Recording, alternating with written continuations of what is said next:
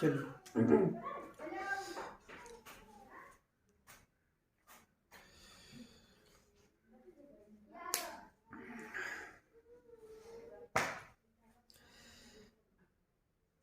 चलिए class 9th का science शुरू करते हैं। केमिस्ट्री के अंदर एक चैप्टर चल रहा था हम लोग का क्लास में, जब क्लासेस चल रही थी, तो एटम्स एंड मॉलिक्यूल्स, जिसको लगभग हमने ख़त्म ही कर लिया है। इसमें आखिरी टॉपिक था मोल कॉन्सेप्ट, तो मोल कॉन्सेप्ट भी हमने क्लास में पढ़ा हुआ है। हालांकि बहुत कम बच्चे आए थे, लेकिन हमने उस टॉपिक को पढ़ाया हुआ है, मोल कॉन्सेप्ट को भी। बहरहाल मिला जुला के पूरे एटम्स एंड मॉलिक्यूल्स ख़त्म है। केमिस्ट्री का सबसे आखिरी चैप्टर क्लास 9th में, इसके बाद एक चैप्टर है जो शुरू करते हैं हम यहाँ पर, जिसका नाम है स्ट्रक्चर ऑफ एटम। बड़ा इंटरेस्टिंग और बहुत ही इम्पॉर्टेंट चैप्टर है ये, स्ट्रक्चर ऑफ एटम। बड़ा मज़ेदार चैप्टर है कि एटम के अंदर का स्ट्रक्चर और एटम के अंदर क्या क्या होता है और किस तरीके से अंदर अरेंज किए गए हैं ये सारे पार्टिकल्स नेचर के ज़रिए। तो वो सारा चीज़ देखना है हमको। तो इसमें थोड़ा सा ब्रीफ समझ लेते हैं कि ये हम स्ट्रक्चर ऑफ एटम जो पढ़ रहे हैं, इसके पीछे की स्टोरी क्या है।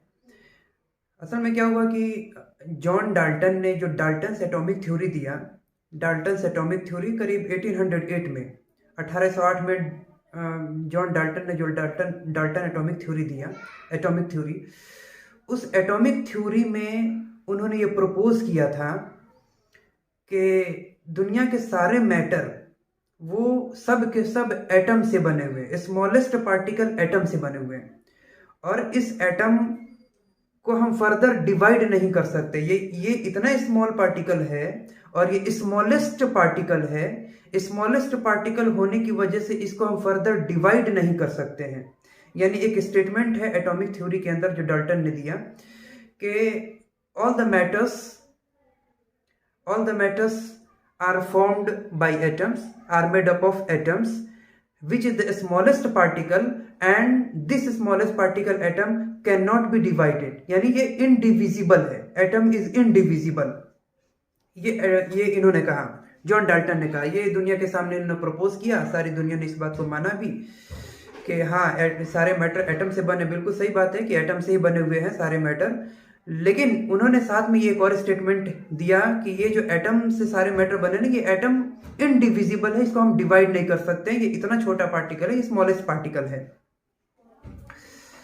लेकिन एक चीज सोचने पर मजबूर कर दी साइंटिस्ट्स को कि चार्ज होना किसी भी मटेरियल का, किसी मैटर का, जैसे हम कॉम्ब है, कंघी है, उसको हम कंघी करते हैं या उसको रब करते हैं किसी भी चीज से, तो रब करने के बाद हम देखते हैं स्मॉल बिट्स ऑफ पेपर को अपनी तरफ अट्रैक्ट करता है। कॉम्ब को उस बिट्स ऑफ पेपर के नजदीक ले जाएंगे तो वो अट्रैक्ट करता है अपनी तरफ, बिट्स ऑफ पेपर को अपनी तरफ खींच लेता है, यानी एक फोर्स लगाता है, एक इलेक्ट्रिकल फोर्स वहां लगता है। तो ये कैसे हो जाता है? एक्चुअली में ये मैटर चार्ज हो जाता है। जब मैटर चार्ज होता है ना, तो वो एक इलेक्ट्रिकल फोर्स जनरेट करता है अपने आसपास की चीजों पर। तो वही फोर्स लगाकर बिट्स ऑफ पेपर को अपनी तरफ अट्रैक्ट कर लेता है चार्ज बॉडीज, जो कम है कंघी, जो चार्ज हो जाता है वो। तो ठीक है, तो ये तो मटेरियल जो है या मैटर जो है वो चार्ज हो जा रहा है। तो चार्ज हो रहा है तो इसका क्या मतलब है, इसको जरा सोचा जाए। तो मैटर चार्ज हो रहा है, इसका क्या मतलब? मैटर बना हुआ एटम से, एटम का जो fundamental particle, smallest particle atom है मैटर का, वो एटम है। तो मैटर चार्ज हो रहा है, इसका मतलब ये जिस चीज से बना हुआ है ना, वो चार्ज हो जा रहा है एक्चुअली में। तो कॉम्ब चार्ज हुआ, कंघी चार्ज हो रहा है, इसका मतलब कंघी जिस चीज से बना है वो चार्ज हो जा रहा है। तो मैटर का चार्ज होना, इसका मतलब एटम का चार्ज होना है, तो एटम चार्ज हो रहा है। तो यहां तक तो हम पहुंच गए थिंकिंग से कि ये एटम चार्ज हो रहा है।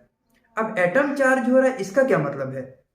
एटम तो स्मॉलेस्ट पार्टिकल है, और एस चांद की किताब में स्मॉलेस्ट पार्टिकल या एटम का इनडिविजिबल होना, उसको, इस वर्ड को समझाया है एस चांद की किताब में कि एटम इनडिविजिबल है। इसका मतलब एटम का कोई इनर स्ट्रक्चर नहीं है, कोई इंटरनल स्ट्रक्चर नहीं है। According to Dalton, John Dalton, कि एटम इनडिविजिबल है, कि एटम को हम डिवाइड नहीं कर सकते हैं। इसका मतलब यह है कि एटम का कोई स्ट्रक्चर नहीं है अंदर में। ये इतना छोटा पार्टिकल है कि इसका अंदर में कोई स्ट्रक्चर नहीं है। अब अंदर में कोई स्ट्रक्चर नहीं है, तो एटम स्मॉलेस्ट पार्टिकल है, तो एटम चार्ज हो रहा है, ये इस कॉन्सेप्ट समझ में नहीं आ रहा कि कैसे चार्ज हो रहा है। तो यहां एक कॉन्ट्राडिक्शन आया कि दो चीजें बिल्कुल अपोजिट हो रही हैं। एक तरफ तो जॉन डाल्टन ने कह दिया, सारी दुनिया ने मान लिया कि एटम इंडिविजिबल है, एटम के अंदर कोई स्ट्रक्चर नहीं होता है, और दूसरी तरफ ये बात सामने आ रही है कि एटम चार्ज हो रहा है। तो एटम चार्ज तभी हो सकता है जब एटम के अंदर कुछ ना कुछ स्ट्रक्चर होगा, ताकि उस स्ट्रक्चर में कुछ हलचल मचता होगा, कुछ ना कुछ होता होगा जिसकी वजह से एटम ओवरऑल चार्ज हो जा रहा है। तो ये एटम चार्ज तभी हो सकता है जब एटम के अंदर कुछ ना कुछ स्ट्रक्चर होगा।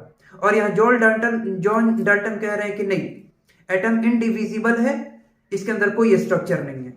और एटम का चार्ज होना, ये कह रहे हैं कि नहीं, एटम के अंदर स्ट्रक्चर होना चाहिए। तो ये दोनों चीज आपस में टकरा रही है।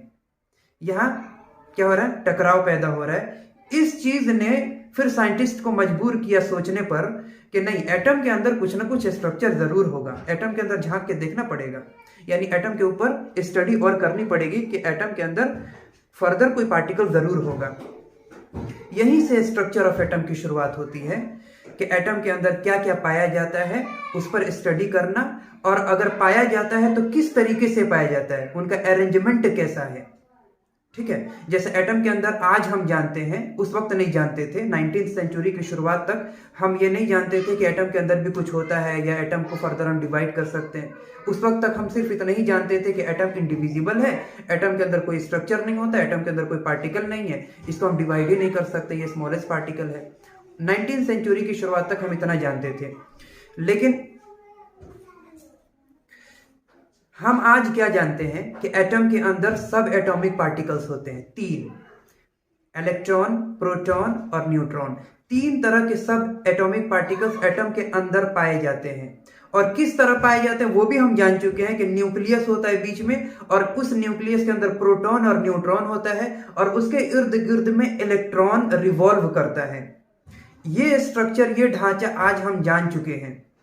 और एटम के अंदर इलेक्ट्रॉन, प्रोटॉन और न्यूट्रॉन होता है, ये आज हम जान चुके, उस वक्त नहीं जानते थे। लेकिन उस वक्त से लेकर आज के नॉलेज तक हम कैसे पहुंचे, हमें कैसे पता चला कि इसके अंदर इलेक्ट्रॉन होता है, हमें कैसे पता चला इसके अंदर प्रोटॉन होता है, इसके अंदर न्यूट्रॉन होता है, ये इस चैप्टर में पढ़ना है। हमें कैसे पता चला कि न्यूक्लियस के अंदर प्रोटॉन और न्यूट्रॉन है और इलेक्ट्रॉन रिवॉल्व कर रहा है, ये इस चैप्टर में पढ़ना है। इस स्ट्रक्चर ऑफ एटम के 2 हिस्से हैं।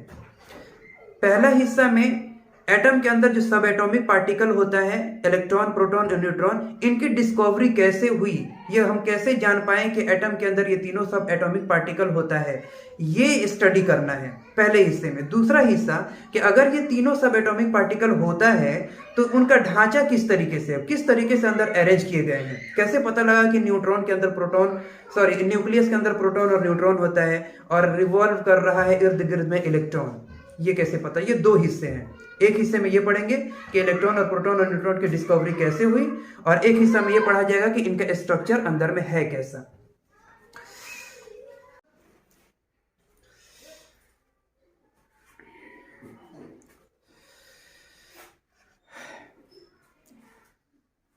चलो, अब इसके आगे हम चलते हैं, आपको थोड़ा सर्किट बताते हैं। सर्किट इसलिए कि इस स्ट्रक्चर ऑफ एटम में जो हम डिस्कवरी ऑफ इलेक्ट्रॉन जो पढ़ने जा रहे हैं, तो उस डिस्कवरी ऑफ इलेक्ट्रॉन में जे थॉमसन का एक्सपेरिमेंट जो हुआ ना, उसका रोल था।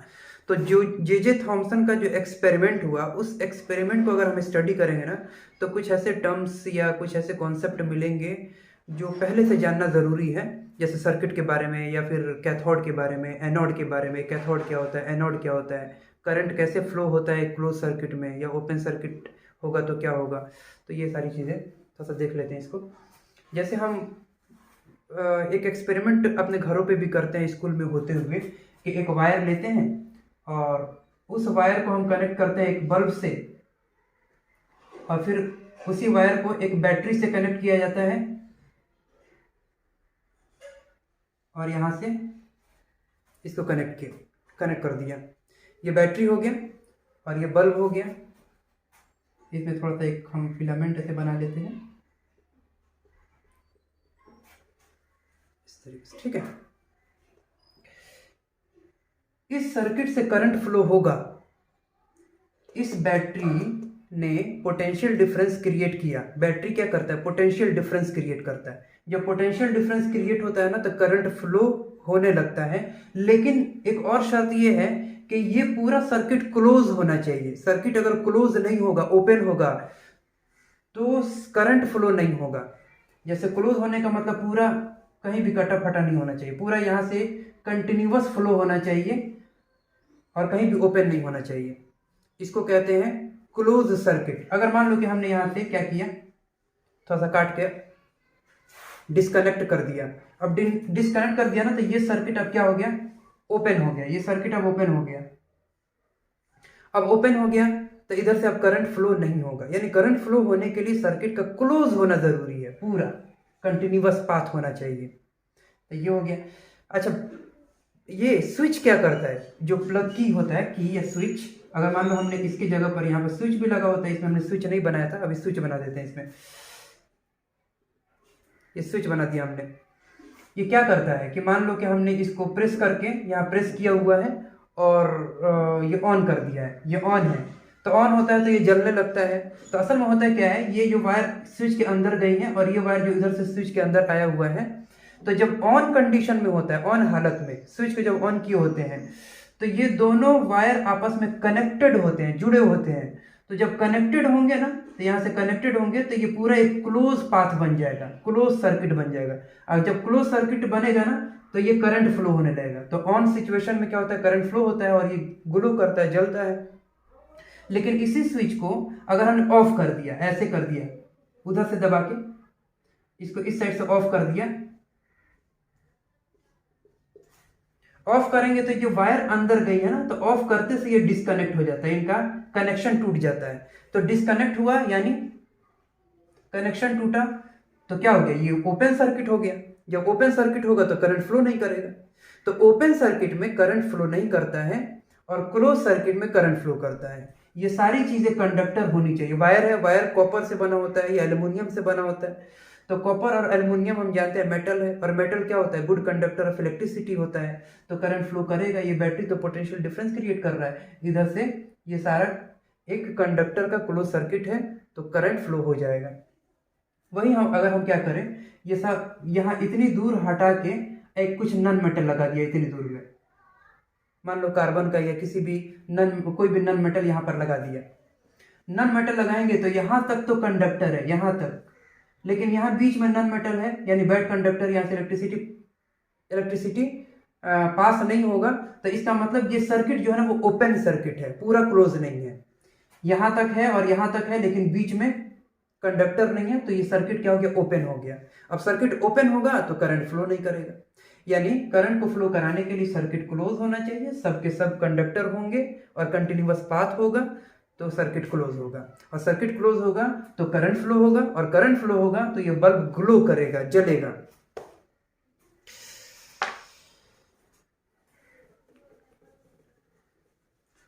हम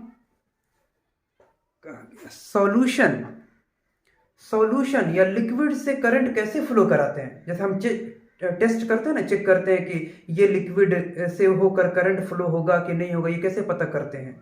तो वो पता करने के लिए यहाँ से इलेक्ट्रोड, कैथोड और एनोड हम आपको समझाएंगे, इसलिए इसको मैं बता रहा हूँ आपको। जिस सॉल्यूशन के बारे में चेक करना है या जिस लिक्विड के बारे में चेक करना है, टेस्ट करना है कि इधर से करंट फ्लो होता है या नहीं होता है, यानी ये गुड कंडक्टर या बैड कंडक्टर है, उसको, उस सॉल्यूशन को या उस लिक्विड को हम क्या करेंगे?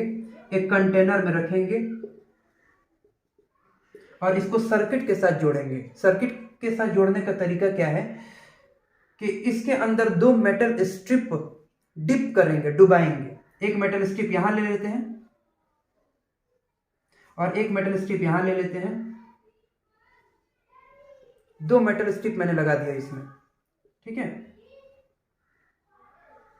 ये मेटल स्ट्रिप है। मेटल तो कंडक्टर होता है ना, गुड कंडक्टर, मेटल स्ट्रिप है। इस मेटल स्ट्रिप को मैंने वायर के साथ कनेक्ट किया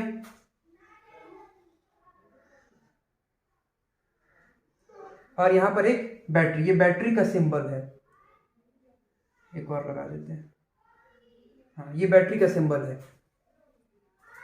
ये सिंबल हो गया बैटरी का। बैटरी के साथ कनेक्ट कर दिया, वायर लगा दिया वायर कंडक्टर होते हैं, वायर कॉपर या एल्युमिनियम का होगा तो मेटल है तो कंडक्टर है। और ये मेटल स्ट्रिप है ही, मेटल स्ट्रिप मैंने लगाया है, कोई भी मेटल लगाया होगा तो क्या हो गया, ये यहाँ तक क्या हो गया, ये सब कंडक्टर है, इतनी दूर कंडक्टर है। अब अच्छा, यहाँ पर मैंने एक बल्ब लगा दिया, एलईडी बल्ब लगा दिया, एक एलईडी बल्ब लगा दिया यहाँ पर। ये सॉल्यूशन, ये लिक्विड अगर गुड कंडक्टर ऑफ इलेक्ट्रिसिटी होगा तो ये सब यहां तक गुड कंडक्टर, यहां भी गुड कंडक्टर, ये बैटरी और ये भी गुड कंडक्टर, तो इसका मतलब ये पूरा क्लोज सर्किट बन गया। अब क्लोज सर्किट बना तो क्या होगा, करंट फ्लो होगा और ये एलईडी बल्ब जल जाएगा, ठीक है ना। लेकिन अगर ये solution bad conductor of electricity होगा, या इधर से करंट फ्लो नहीं होगा, तो बस यहां तक कंडक्टर है, इतनी दूर कंडक्टर है, बीच में बैड कंडक्टर है, बीच में इंसुलेटर, यानी ये जो सर्किट है ना, ये सर्किट अब ओपन सर्किट है, अब करंट फ्लो नहीं करेगा, ये बल्ब भी ग्लो नहीं करेगा, जलेगा नहीं, ठीक है। तो इस तरीके से चेक करते हैं। तो ये तो हो गया सर्किट के बारे में। इसमें एक और चीज आप समझें, जिस मेटल स्ट्रिप का यूज करते हैं ना, जो डुबाते हैं, डिप करते हैं और उसको वायर से कनेक्ट करते हैं, इन दोनों मेटल स्ट्रिप को इलेक्ट्रोड कहा जाता है, इलेक्ट्रोड। और इलेक्ट्रोड दो तरह के होते हैं, एक कैथोड होता है और एक एनोड होता है। मेटल स्ट्रिप का जिसका यूज कर रहे हैं, उस मेटल स्ट्रिप को इलेक्ट्रोड कहा जाता है। और इलेक्ट्रोड दो तरह के, एक कैथोड, दूसरा एनोड। तो दो इलेक्ट्रोड दिख गए आपको, इसमें कोई एक कैथोड होगा और कोई दूसरा वाला एनोड होगा। तो कौन कैथोड होगा, कौन एनोड होगा, ये समझते हैं। पहले ये बैटरी के बारे में देखिए। बैटरी को सिंबॉलिकली इस तरीके से रिप्रेजेंट किया जाता है, यहां जो मैंने बनाया है, ये बड़ी वाली जो लाइन है, बड़ी वाली लाइन जिस साइड में होगी वो पॉजिटिव टर्मिनल होगा। बैटरी के दो टर्मिनल होते हैं, एक पॉजिटिव टर्मिनल और एक नेगेटिव टर्मिनल। तो ये जो बड़ी वाली लाइन है, ये बैटरी का पॉजिटिव टर्मिनल है, और ये छोटी वाली लाइन जो है वो बैटरी का नेगेटिव टर्मिनल है। तब तो यहां तक हम समझ गए कि बैटरी का दो टर्मिनल, एक पॉजिटिव एक नेगेटिव। नेगेटिव टर्मिनल से जो मेटल स्ट्रिप कनेक्टेड होता है, ये मेटल स्ट्रिप क्या है, नेगेटिव टर्मिनल से कनेक्टेड है। तो मेटल स्ट्रिप जो नेगेटिव टर्मिनल से कनेक्टेड होता है ना, उस मेटल स्ट्रिप को कैथोड कहा जाता है। तो ये वाला जो है, ये इलेक्ट्रोड क्या है, कैथोड है।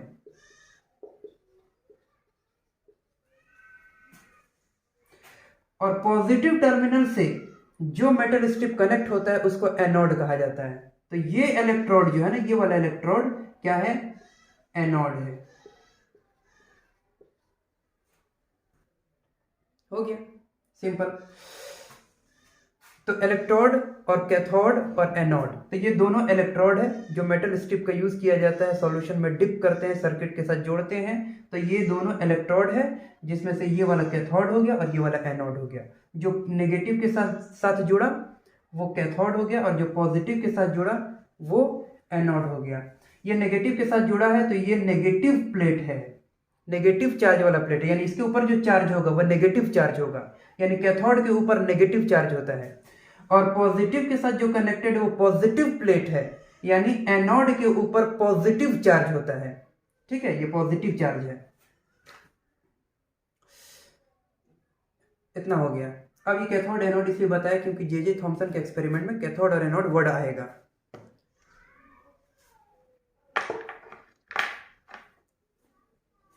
आगे चलते हैं।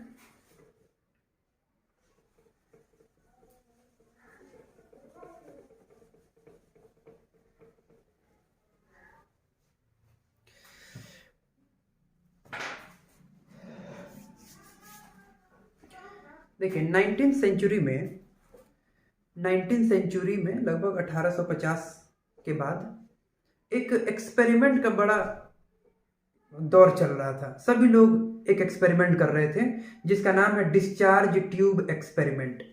एक्चुअली में एयर तो होता है bad conductor of electricity, air से वो इलेक्ट्रिसिटी फ्लो होता नहीं है, लेकिन कुछ ऐसे कंडीशंस हैं जिन कंडीशंस को अगर अचीव कर लिया जाए तो एयर से भी करंट फ्लो होने लगता है।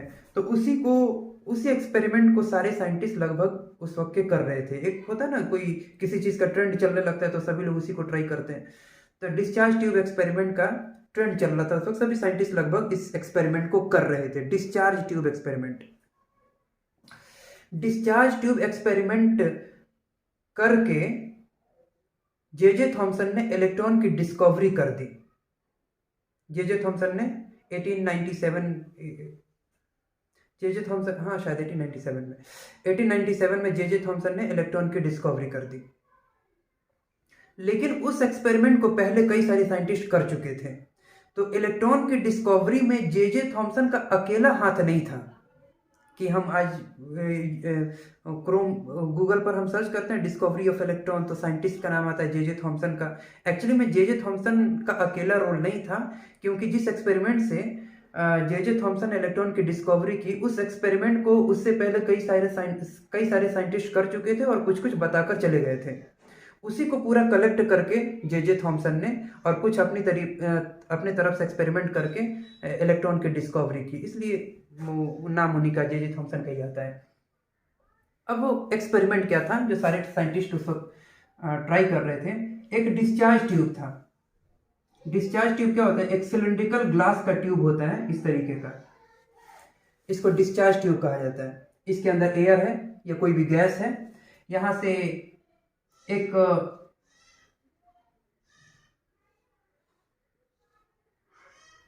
मशीन लगा दिया, वैक्यूम पंप जिसको कहा जाता है।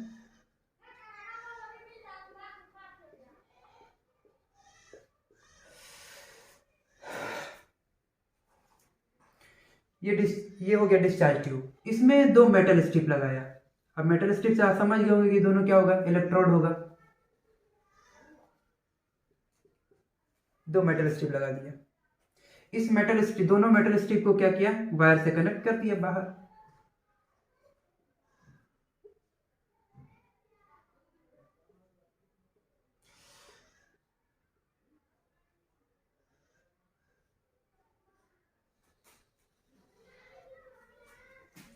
और बैटरी लगा दी यहां पर। अब आप खुद सोचो कि ये क्लोज सर्किट है या ओपन सर्किट है? ये ओपन सर्किट है। ये बीच में अगर कोई ऐसा सॉल्यूशन होता, ऐसा लिक्विड होता जो गुड कंडक्टर ऑफ इलेक्ट्रिसिटी हो, तो ये फिर सर्किट क्लोज हो जाता और करंट फ्लो करने लगता। मान लो मैंने यहाँ पे एक बल्ब लगा दिया, एलईडी बल्ब।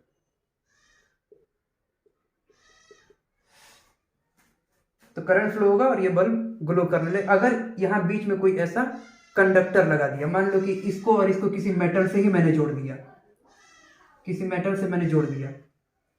अब मेटल से जोड़ेंगे तो क्या होगा? एक सर्किट पूरा क्लोज हो गया ना, यहां से चलता चलता चलता, यहां से चलता हुआ, यहां से चलता हुआ, पूरा सर्किट क्लोज हो गया। अब सर्किट क्लोज होगा तो इधर से करंट फ्लो होगा।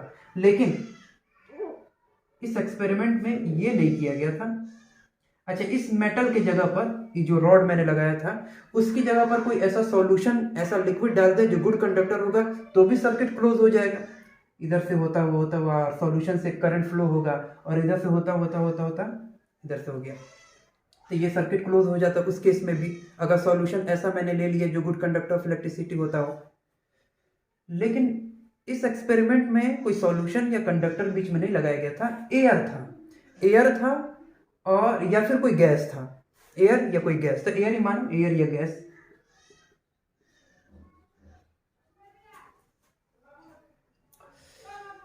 तो एयर तो बैड कंडक्टर ऑफ इलेक्ट्रिसिटी होता है, तो करंट फ्लो नहीं होगा, ये ओपन सर्किट हो गया, करंट फ्लो नहीं होगा, ये ग्लो भी नहीं करेगा। लेकिन कुछ ऐसी कंडीशन है, जैसे मैंने थोड़ी देर पहले बताया कि कुछ ऐसी कंडीशन है जिसको अचीव कर लिया जाए तो एयर भी गुड कंडक्टर बन जाता है, यानी उधर से भी करंट फ्लो होने लगेगा। वो कंडीशन क्या है कि ये जो अंदर एयर है या गैस है, उसकी प्रेशर बहुत ज्यादा गिरा दिया जाए, यानी बहुत ज्यादा कम कर दिया जाए, रिड्यूस कर दिया जाए। प्रेशर बहुत ज्यादा कम कर दिया जाए तो जे थॉमसन ने या उस वक्त के साइंटिस्टों ने क्या किया कि प्रेशर जो है ना 10⁻³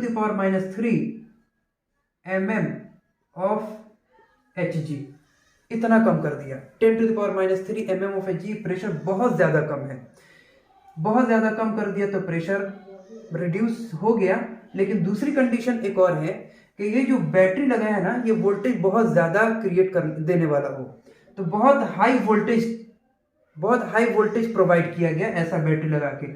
तो बहुत हाई वोल्टेज यहां से प्रोवाइड किया। ये दोनों कंडीशन जब अचीव हो गया, यानी दो कंडीशन क्या, वोल्टेज बहुत ज़्यादा हाई और प्रेशर बहुत ज़्यादा कम। इस सर्किट में वोल्टेज जो प्रोवाइड कराया जाए वो बहुत हाई वोल्टेज हो और बीच में जो गैस है वो गैस का प्रेशर बहुत ज़्यादा लो हो, 10⁻³ mm of Hg। ये दोनों कंडीशन जब अचीव हुआ ना तो ये क्या हो जाएगा, ग्लो करने लगेगा। या फिर यूँ समझें कि जब ऐसा हमने किया ना तो कुछ रेज यहाँ से निकली,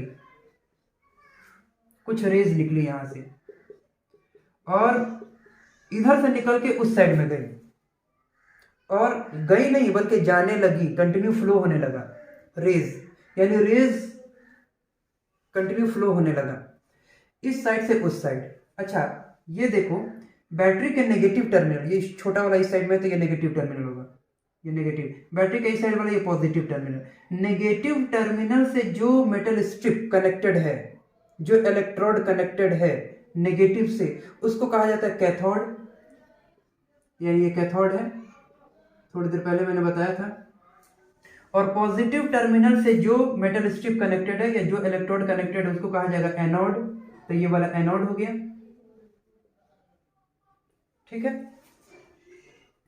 तो रेज निकल के उधर गई, ऐसा करने से, वोल्टेज बढ़ाने से और प्रेशर कम करने से।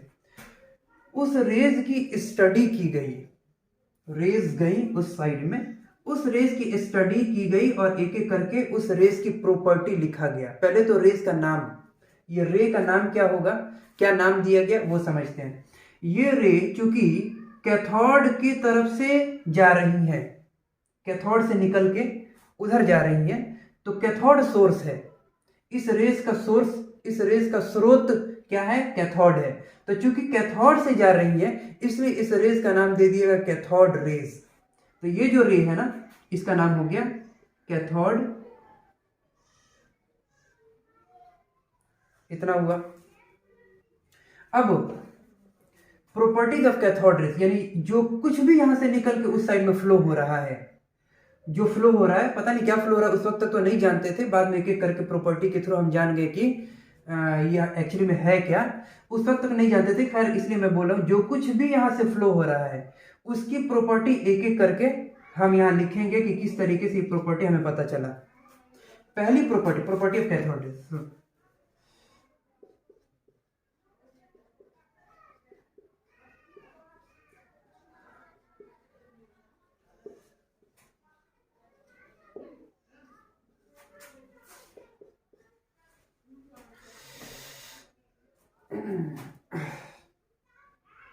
जो निकल के गई हैं ये, चूंकि अच्छा ये नेगेटिव से कनेक्टेड है ना, तो ये कैथोड है और नेगेटिव से कनेक्टेड, इसलिए इसके ऊपर क्या होगा, नेगेटिव चार्ज होगा, नेगेटिव प्लेट है।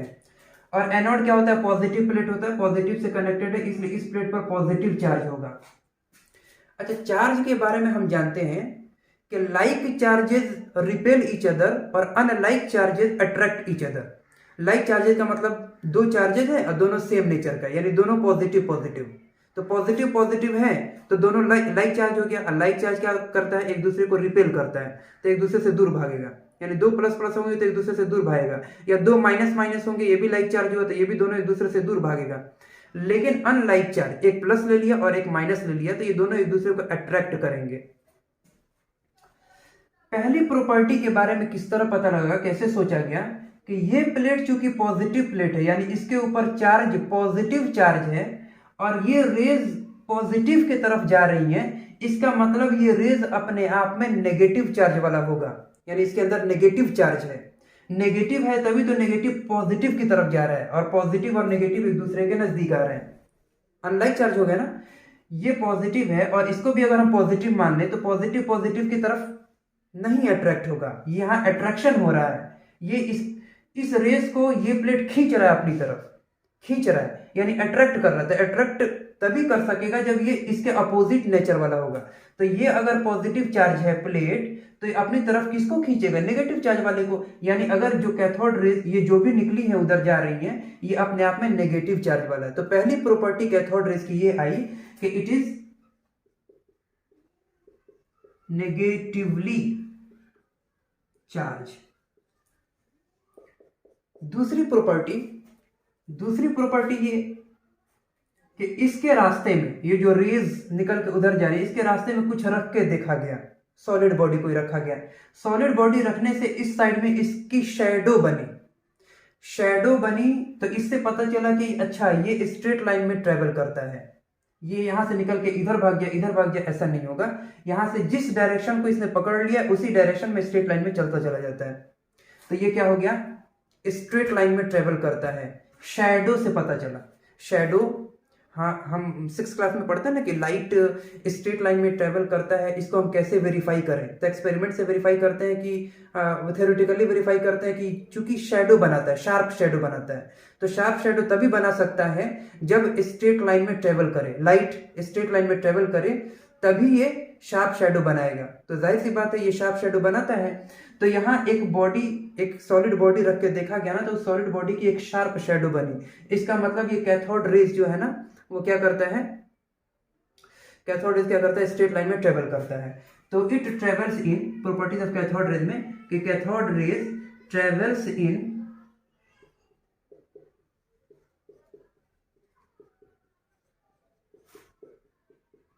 Straight line. इतना हुआ।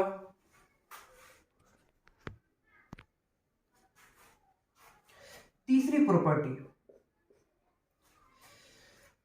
इसके रास्ते में, कैथोड रेज के रास्ते में अब स्मॉल व्हील, पैडल व्हील जिसको बोलते हैं, बहुत लाइट, बहुत ही लाइट, बहुत हल्के और बहुत छोटे। यहां इसके रास्ते में एयर गैस को हटाते हैं, यहां से हम समझ रहे हैं एयर है या गैस है इसके बीच में।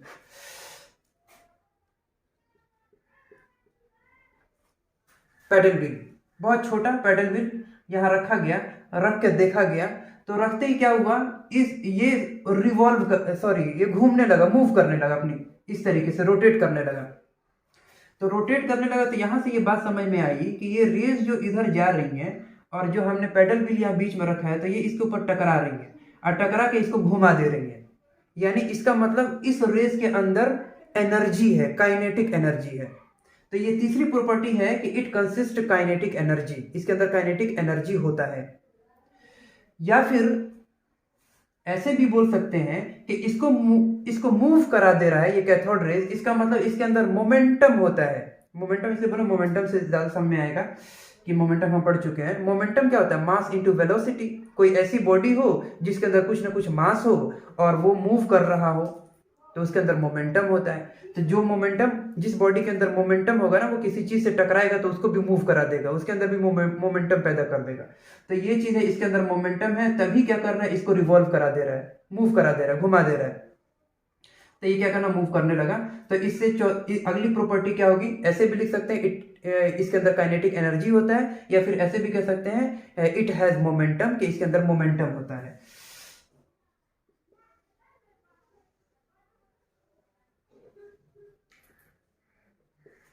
ये तो तीसरा हो गया। चौथा, अगली पॉइंट, इसी लाइन से पता चला कि इसके अंदर मोमेंटम होता है और मोमेंटम का फॉर्मूला होता है मास इनटू वेलोसिटी। यानी इसके अंदर मास भी होता है, और मास होगा तो मास का क्या मतलब है कि मास तो उसी किसी पार्टिकल का होगा। मास इसके अंदर है, इसका मतलब ये पार्टिकल है। अभी तक क्या जाने हैं कि ये रेज है, रेज निकल के उधर जा रही है, तो रेज का मतलब क्या है, किरण है, पार्टिकल है कि नहीं है पता नहीं। लेकिन इस यहां तक पहुंचने के बाद जब मोमेंटम हमें मिल गया कि इसके अंदर मोमेंटम होता है, तो मोमेंटम का मतलब मास इनटू वेलोसिटी, इसके अंदर मास भी होगा और मास उसी का होगा जो पार्टिकल होगा। तब यहां समझ में अच्छा, ये कैथोड रेज जो इधर से उधर जा रही है ना, एक्चुअली में पार्टिकल है, तो इट इज पार्टिकल, या इट कंसिस्ट ऑफ पार्टिकल।